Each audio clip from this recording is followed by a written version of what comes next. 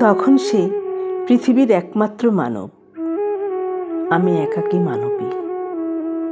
ঈশ্বরের কোনো অভিশাপে বছরের পর বছর, যুগের পর যুগ কাটছে কোনো গুহায়। হতে পারে তা পাথর যুগ কিংবা কোনো নষ্ট যুগ। খাদ্য নেই, বস্ত্র নেই, সূর্যোদয় থেকে সূর্যাস্ত পর্যন্ত পৃথিবীর যাবতীয় সভ্যতা বিবর্জিত কোলাহলে আমি নিমগ্ন।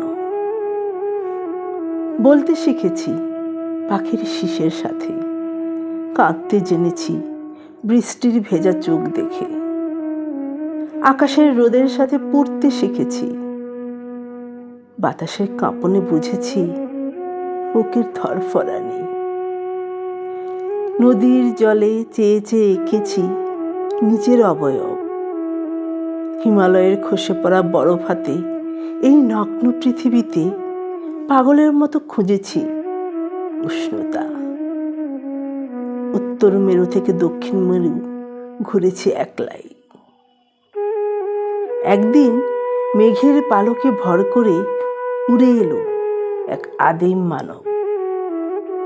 দৃষ্টিতে তার বিস্ময়, বজ্র আগুনে ঝলসানো শরীর, সেই শরীর জুড়ে মাতাল মহুয়ার গন্ধ। হাজার বছরের পিপাসায় ঝাঁপিয়ে পড়ল। তার আদিমতা ধীরে ধীরে আমাকে গ্রাস করল। সূর্যের পূর্ণ গ্রহণে আমি নিজেকে সঁপে দিলাম।